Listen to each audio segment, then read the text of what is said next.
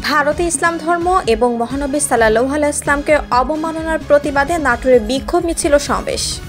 নাটোরের বিশেষ প্রতিবেদকের পাঠানো তথ্য ও ছবিতে বিস্তারিত।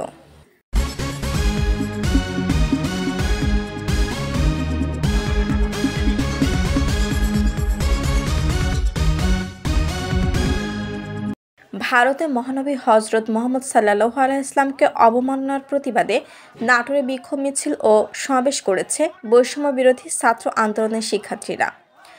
বৃহস্পতিবার ২৬শে সেপ্টেম্বর বেলা ১২টার দিকে নবাব সিরাজউদ্দৌলা সরকারি কলেজ মাঠের সামনে থেকে এ বিক্ষোভ মিছিল বের করে শিক্ষার্থীরা।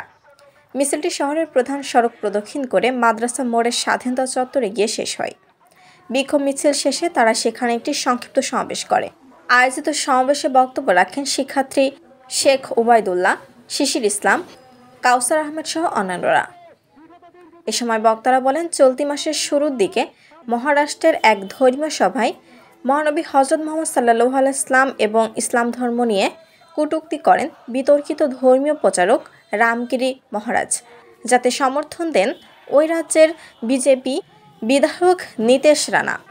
শুধু তাই নয়, মসজিদে ঢুকে মুসলিমদের ওপর হামলা চালানোর হুমকি দেন কট্টর হিন্দুত্ববাদী এই নেতা।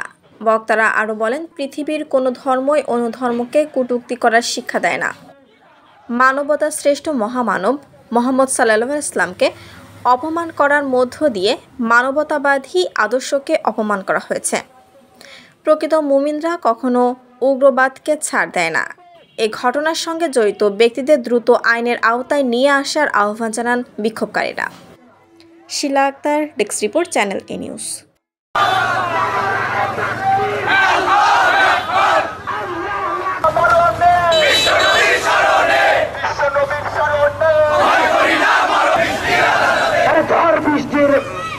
ঝড় বৃষ্টি আধার রাতে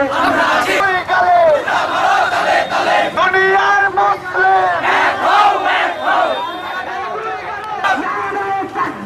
আল্লাহু আকবার, বিশ্বনবীর আগমন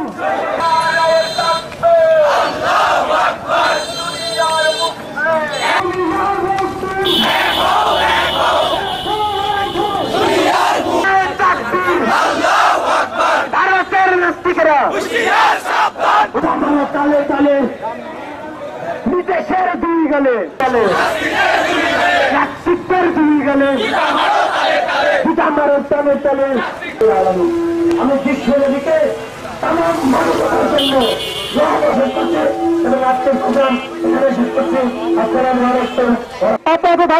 বিগত দিন যদি একে শাস্তি আওতায় না আনা হয়, আমরা কোনো ধর্মের বিপক্ষে না।